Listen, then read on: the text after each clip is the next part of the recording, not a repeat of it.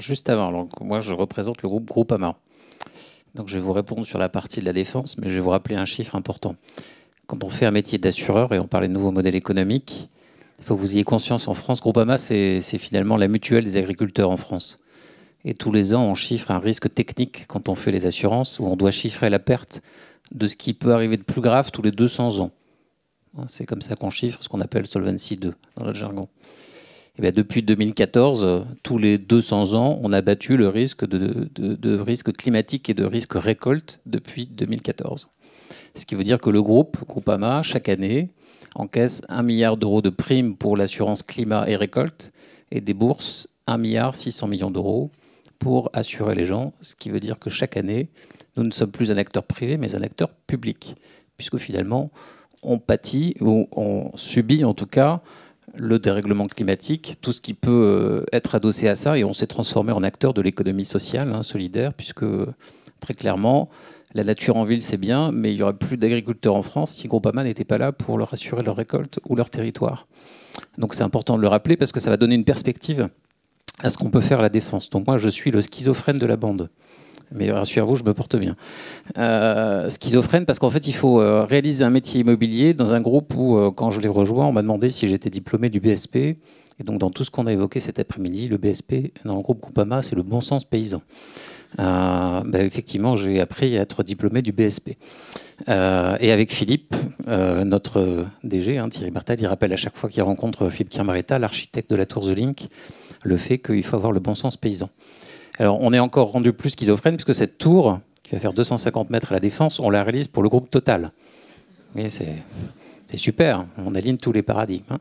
Et donc, on réalise le futur siège mondial de Total, qui, bien évidemment, veut que la tour soit la plus certifiée possible. Vous prenez tous les labels, vous faites la longue liste, vous en prenez 20 si vous voulez.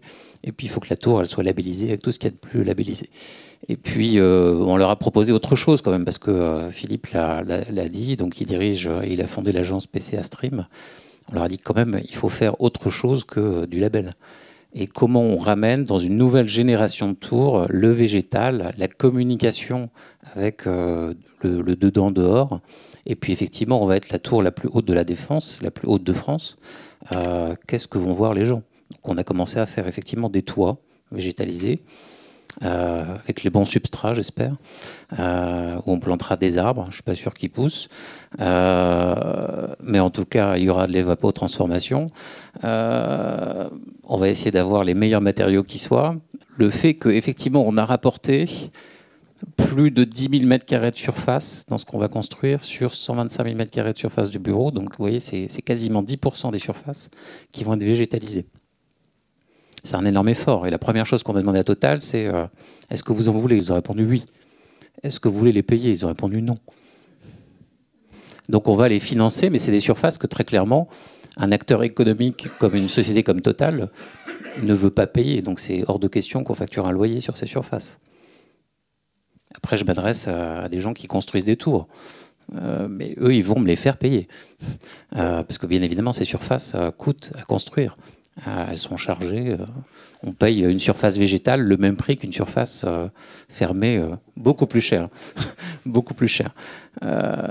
Donc, on a cette perspective et cette problématique du nouveau modèle économique, madame, que vous indiquiez. Et qu'on arrive, effectivement, et qu'on arrivera avec l'architecte, parce qu'on essaie d'être inventif, à dépasser. Maintenant, vous prenez la même chose, parce que vous avez posé la question sur la partie garantie et assurance.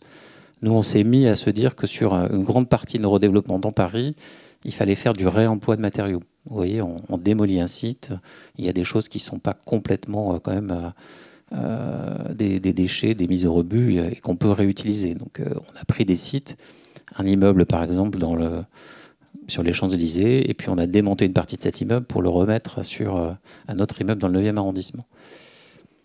Déjà, l'assureur, qui n'est pas Groupama, m'a dit c'est pas possible. Parce que si tu fais ça, Eric, tu ne seras pas considéré comme un immeuble neuf, donc je ne te garantis pas le réemploi de tes matériaux. Après, le bureau de contrôle technique m'a dit c'est techniquement pas recevable, parce que de toute façon, la loi sur le réemploi n'existe pas, et donc je ne peux rien faire pour toi, puisque techniquement, c'est pas possible. Ça, c'est quand même une difficulté. Et puis après, l'État est venu me voir en me disant, c'est pas un immeuble neuf, et donc comme vous réutilisez des matériaux, il faut que je vous facture la TVA. Et je suis schizophrène toute la journée. Donc on essaie avec Philippe d'y remédier, hein, par le végétal, par la biodiversité. De temps en temps, avec Jean-Louis aussi, on essaie d'être inventif dans Paris. Mais la problématique qu'on a, elle est effectivement une problématique qui est posée, qui n'est pas individuelle, elle est collective. Quand Philippe a parlé du moi, MOI, effectivement, il a posé la bonne question. On a ensemble une question de fond à se poser, qui est que collectivement, on n'a pas du tout mis au point un système qui fait qu'on se parle intelligemment et que le bon sens paysan devrait revenir autour de la table. On a plein de solutions qui ont été effectivement imaginées, qui émergent. Je ne suis pas sûr qu'elles soient toutes bonnes. Une grande partie est bonne. En tout cas, dans notre quotidien, ce qu'on essaye en tant qu'investisseur, c'est d'être intelligent le plus possible, de se poser les bonnes questions. Je ne suis pas sûr, franchement, qu'on se trouve toujours à avoir les bonnes réponses dans un cadre qui est bienveillant. Et c'est vrai que moi, par exemple, on me paye aujourd'hui pour avoir des labels diversité, donc biodiversité. Pour avoir des labels biodiversité, il faut que j'aille expliquer aux agriculteurs en France que je vais transformer leur terrain agricole en forêt. Si je transforme un terrain agricole en forêt, je gagne 20 points. Si je transforme une forêt en forêt, je gagne 1 point. Faut leur expliquer ça. Hein. Donc, sur certains projets, j'ai un grand projet à Bordeaux que je suis en train de redévelopper, il faut que je gagne 100 points. Donc, il faut que je transforme 500 hectares de terres agricoles pour qu'un terrain de 15 hectares à bâtir puisse être construit. Vous imaginez, ça c'est le système français. C'est un système débile. C'est le jeu de loi. C'est le jeu de loi. Avec ses points. Voilà. Et donc, tous ensemble, ce que je vous invite à faire, c'est que, effectivement, on ne mette pas un gilet jaune, parce que j'en ai pas, mais qu'on se réveille, et que dans ce réveil, on décide tous ensemble demain de poser le questionnement d'une nouvelle économie, d'un nouveau modèle social, et qu'on décide d'être intelligent.